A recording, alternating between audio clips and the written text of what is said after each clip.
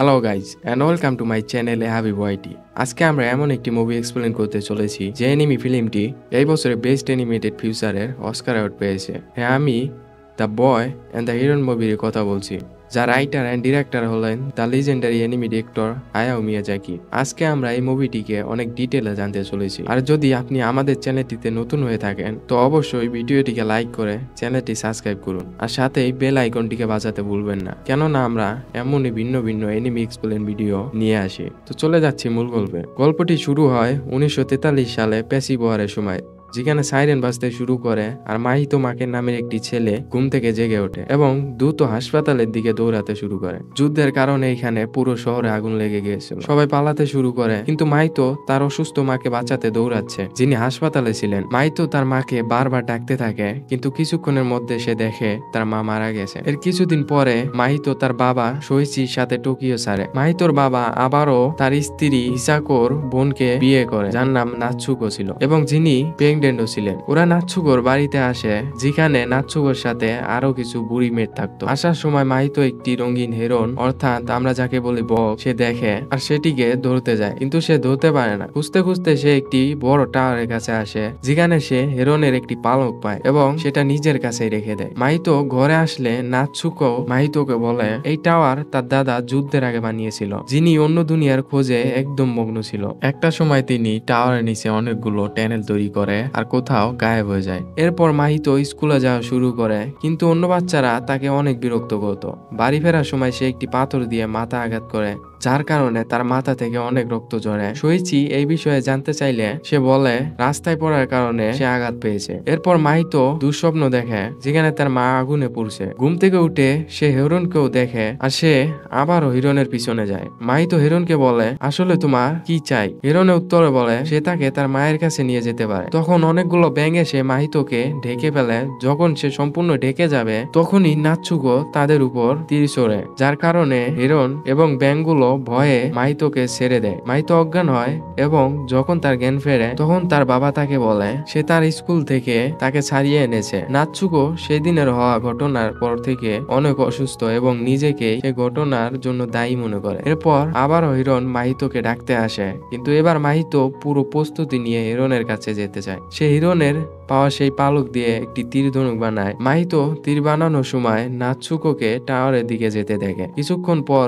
সবাই নাৎসুকোকে খুঁজতে থাকে, আর এই খবর পাওয়ার পর মাহিতো হিরণের খোঁজে টাওয়ারের দিকে যায়। যে মেড মাহিতোকে এই খবর দিয়েছিল সেও তার সাথে চলে আসে। ভিতরে যাওয়ার সময় মেড মাহিতোকে অনেক রিকোয়েস্ট করে ভিতরে না যাওয়ার জন্য, কারণ এটি একটি ট্র্যাপ হতে পারে, কিন্তু মাহিতো তার কথা না শুনে হিরণকে খুঁজতে থাকে। তারা হিরণকে খুঁজতে খুঁজতে টাওয়ারের ভিতরে চলে আসে, যেখানে মাহিতো নাৎসুকোকে একটি সোফায় শুয়ে থাকতে দেখে। যখন মাহিতো কাছে যায় তখন সে বুঝতে পারে আর এটা তো তার কল্পনা ছিল, কারণ ধরতেই নাৎসুকো গলে যেতে শুরু করে। মাহিতো অনেক রেগে যায় আর হিরণের দিকে তীর চালায়, কিন্তু সেটা হিরণকে লাগে না। তবে হিরণের পালক থাকার কারণে তীর একাই একাই হিরণের পিছু করতে থাকে এবং এক সময় তা হিরণের ঠোঁটে গিয়ে লাগে, আর তীর ঢোকার কারণে হিরণ একটি ছোট মানুষে রূপান্তরিত হয়। মাহিতো হিরণকে নাৎসুকোর কাছে নিয়ে যেতে বলে, কিন্তু হিরণ বলে আমি তো জানি না তোমার আন্টি কোথায় রয়েছে। আর তখন টাওয়ারের উপরে একজন লোককে দেখানো হয়, যিনি হিরণকে মনে করিয়ে দেয় সে তাকে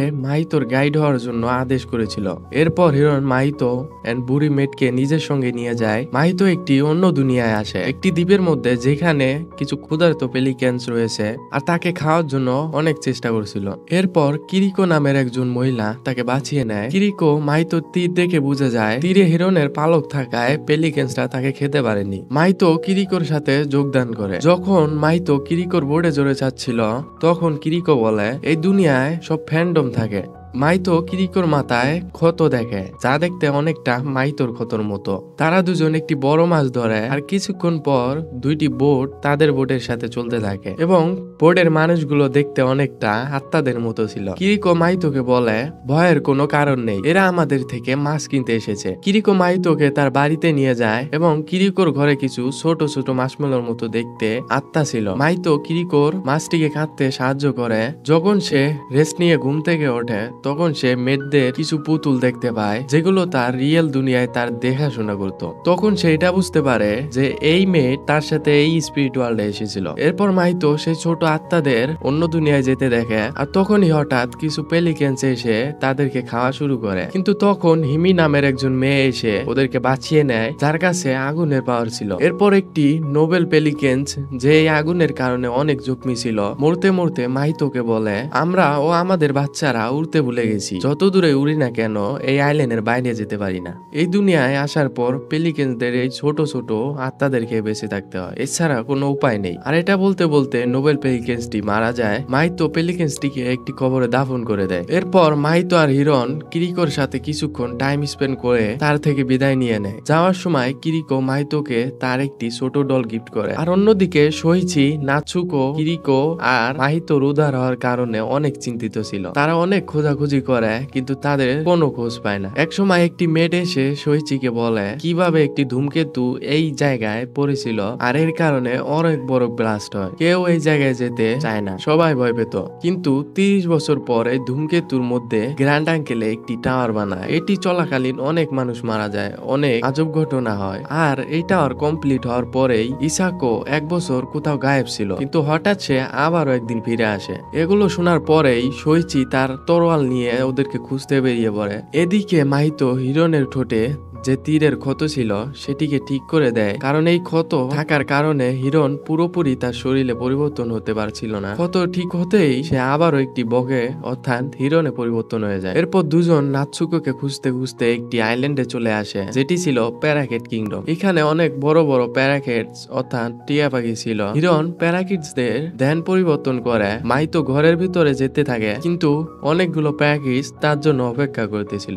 আর তাকে ঘিরে ধরে। প্যারাকিট মাহিতোকে বলে নাৎসুকোকে খুঁজতে সে তার সাহায্য করবে, কিন্তু তারা মাহিতোকে খাওয়ার জন্য প্ল্যান করতেছিল। তখন হিমি এসে মাহিতোকে বাঁচিয়ে নেয়। সব প্যারাকিটস আগুন দেখে তো অনেক ভয় পায় আর পালিয়ে যায়। এখানে হিমি মাহিতোকে বলে নাৎসুকো তার বোন হয়। এরপর হিমি তাকে তার বাড়িতে নিয়ে আসে আর বলে এই টাওয়ার মাস্টার অর্থাৎ তার গ্র্যান্ড আঙ্কেলে এই দুনিয়া থেকে অনেক দুনিয়ায় ট্রাভেলের সিস্টেম তৈরি করেছে। এর জন্য এই টাওয়ার 2 জায়গায় রয়েছে, একটি এইখানে আর একটি মাহিতো তোমার ঘরের পাশে। হিমি মাহিতোকে একটি ঘরে নিয়ে আসে যেখানে অনেকগুলো দরজা ছিল। সেগুলোর মধ্যে একটি দরজা ছিল যেটি মাহিতোকে তার দুনিয়ায় পাঠাতে পারে। দরজা দিয়ে সে সোইচিকেও দেখতে পারে, যারা মাহিতো আর নাৎসুকোকে খুঁজতেছিল। সোইচি ওদের দেখে দৌড় দেয়, কিন্তু প্যারাকিটসরাও তাদের পিছনে আসতেছিল। হিমি আর মাহিতো দরজা বন্ধ করার অনেক চেষ্টা করলেও প্যারাকিটসরা বাইরে বেরিয়ে আসে। সোইচি যখন ওদের উপর অ্যাটাক করে তখন সে দেখে প্যারাকিটস গুলো এই দুনিয়ায় এসে নিজের আসল রূপে ফিরে এসেছে।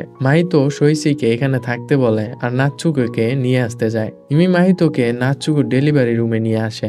মাহিতো নাৎসুকে বাড়ি ফেরার কথা বললে নাৎসুকো তাকে একাই যেতে বলে, কিন্তু মাহিতো তাকে ছাড়া তো যাবে না। তখন এখানে অনেকগুলো ব্যান্ডেজ এসে নাৎসুকো আর মাহিতোকে বেঁধে ফেলে। নাৎসুকো মাহিতোকে বলে সে তাকে ঘৃণা করে, কিন্তু যখন মাহিতো তাকে আন্টির জায়গায় মা বলে ডাকে তখন সে অনেকটা শান্ত হয়ে যায়। রুমের সব এনার্জি হিমির কাছে চলে যায়। সে সব এনার্জি ব্যান্ডেজকে পুড়িয়ে ফেলে। এরপর মাহিতো গ্র্যান্ড আঙ্কেলের সাথে দেখা করে। তার কাছে কিছু আলাদা আলাদা শেপের পাথর ছিল, যে পাথরগুলো এই দুনিয়াকে রিপ্রেজেন্ট করে। গ্র্যান্ড আঙ্কেল মাহিতোকে একটি বড় স্টোনের কাছে নিয়ে আসে, আর এই স্টোনের কারণে এই দুনিয়া সৃষ্টি হয়েছে। যাতে এই দুনিয়া সাকসেসফুলি চলতে পারে, গ্র্যান্ড আঙ্কেল মাহিতোকে একটি পাথর বেছে নিতে বলে, কারণ তাদের রক্ত একই বংশের। কিন্তু মাহিতো স্টোনের মধ্যে ইভেলস দেখতে পায়। গ্র্যান্ড আঙ্কেল মাহিতোকে বলে সেই ইভেলস থেকে মুক্ত রয়েছে। তিনি বলেন শুধুমাত্র মাহিতোই এই দুনিয়া থেকে সমস্ত ভৌতিক বিষয় মুছে ফেলতে পারে আর সবকিছু আগের মতো ঠিক করতে পারবে। তখনই তার স্বপ্ন ভেঙে যায় আর দেখে প্যারাকেটদের বন্দিতে আছে, কিন্তু হিরন এসে মাহিতোকে বাঁচিয়ে নেয়। মাহিতো আর হিরন হিমিকে বাঁচানোর জন্য যায় যে প্যারাকেটদের কাছে বন্দি ছিল। হিরন মাহিতোকে বলে হিমির দ্বারা প্যারাকেটসরা গ্র্যান্ড আঙ্কেলের সাথে একটি ডিল করবে এবং টাওয়ারকেও দখলে নেবে। হিরন আর মাহিতো লুকিয়ে লুকিয়ে প্যারাকেটসদের পিছনে যায়। কিং প্যারাকেটস ওদের দেখে উপরে ওঠার সিঁড়ি কেটে ফেলে। কিং গ্র্যান্ড আঙ্কেলকে বলে ডেলিভারি রুমে ঝামেলা সৃষ্টি করেছে মাহিতো, যা একদম ঠিক হয়নি, আর এখন তাকে কোনো শাস্তি দিয়ে ছেড়ে দেওয়া যাবে না। এতে গ্র্যান্ড আঙ্কেল মাহিতোকে সাকসেসর বানানোর কথা শেয়ার করে। কিং প্যারাকেটস হিমিকে ওইখানে রেখেই চলে যায়। হিরন আর মাহিতো অন্য একটি রাস্তা দিয়ে প্লেসে প্রবেশ করে, কিন্তু কিং প্যারাকেটসও তাদের পিছনে আসতেছিল। হিমি মাহিতোকে দেখে অনেক খুশি হয় আর কান্না করতে শুরু করে। হিমি বলে গ্র্যান্ড আঙ্কেল তার জন্য অপেক্ষা করতে। এখানে গ্র্যান্ড আঙ্কেল 13টি স্টোন আলাদা আলাদা টাইমলাইন থেকে নিয়ে এসেছে, যেগুলোর মাধ্যমে এই দুনিয়ায় আবারও সুখ ও শান্তি ফিরে আসবে, সবকিছু ঠিক হয়ে যাবে। মাহিতোকে গ্র্যান্ড আঙ্কেল ওই পাথর জোড়া দিয়ে একটি স্টেজ তৈরি করতে বলে, কিন্তু সে বলে আমি আমার দুনিয়ায় ফিরে যেতে চাই, কারণ আমি হয়তো এটার জন্য সঠিক পারসন না। প্যারাকেটস কিংও তাদের কথা লুকিয়ে লুকিয়ে শুনতেছিল, আর সে রেগে হিরনকে মারতে মারতে সামনে এগিয়ে যায়, কারণ সে টাওয়ারকে দখল করতে চাইছিল। সে পাথরগুলোকে ভুলভাবে সাজায়, আর যখনই সেগুলো পড়তে যাবে তখন মাঝখান থেকে কেটে ফেলে।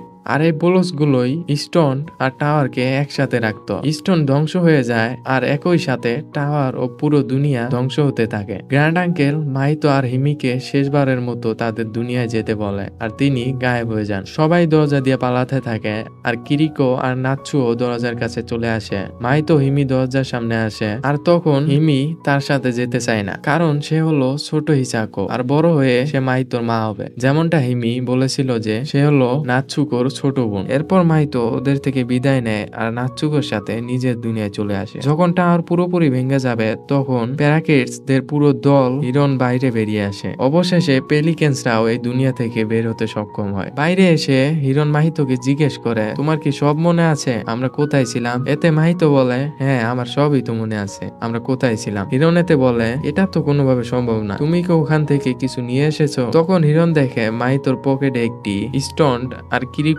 ছোট একটি পুতুল রয়েছে। এরপর হিরন মাহিতোকে একজন বন্ধুর মতো বিদায় জানায় আর নিজের আসল রূপে এসে সেখান থেকে চলে যায়। সেই বুড়ি অর্থাৎ মেট কিরিকো মাহিতোর পকেট থেকে বেরিয়ে আসে, কারণ কিরিকোর ইয়াঙ্গার সেলফ মাহিতোকে তার মতো দেখতে একটি পুতুল দিয়েছিল। নাচ্ছুকো আর মাহিতো ফিরে আসার কারণে সবাই অনেক খুশি ছিল। আর এই ঘটনার 2 বছর পর মাহিতো তার ছোট ভাই নাচ্ছুকো আর সোয়েসির সাথে টোকিও ফিরে যাচ্ছে। আর এরই সাথে এই সুন্দর অ্যাডভেঞ্চার পূর্ণ মুভিটি এখানে শেষ হয়ে যায়। এই মুভিটি যদি আপনার একটুও ভালো লেগে থাকে তাহলে অবশ্যই ভিডিওটিকে লাইক করবেন আর আমাদের চ্যানেলটিকে সাবস্ক্রাইব করতে ভুলবেন না। তো সবাই পরবর্তী ভিডিও অবধি ভালো থাকবেন। বাই বাই, খুদা হাফেজ।